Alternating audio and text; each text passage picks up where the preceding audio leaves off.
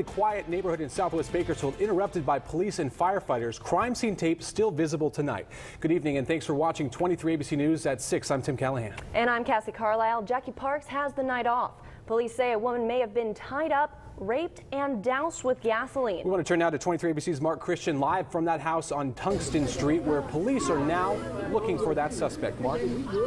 That's right, Tim. What began as an alleged rape quickly sparked into a house fire, and now several hours later, as the home sits smoldering, officers are still trying to determine if that person wanted for questioning in the rape case may be dead inside that home.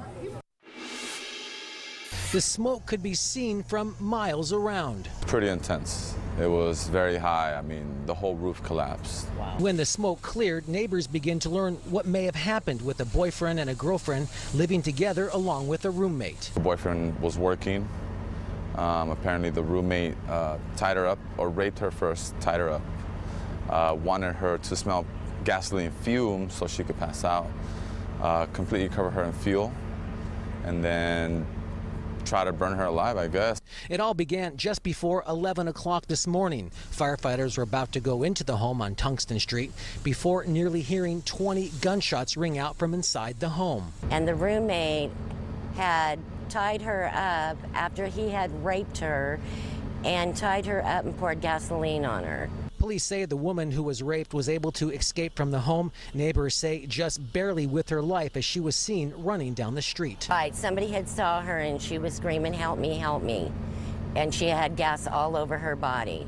At this point, police and fire are trying to determine if that roommate, 22-year-old Adrian Hernandez, is still inside the home, but are not able to because the home is structurally unsound. Now, Hernandez is wanted for questioning in the rape case, but has a felony warrant for burglary and probation violations.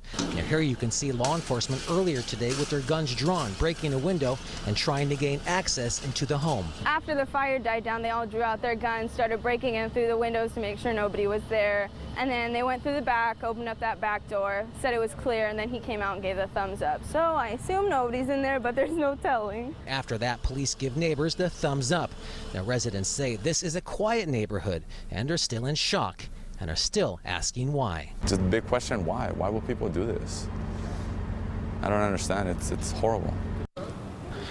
Now, in the last hour or so that we've been here, we've seen a search and rescue dog or possibly a cadaver dog go into the home. However, police say maybe several days before we can find out the finality of the case. Now, as far as that victim is concerned, she was transported to the BPD and then to a local sexual assault center for treatment, and the investigation continues. Tim? Mark Christian live from a still active crime scene in the southwest. Mark, thanks. The Kern County law firm has filed claims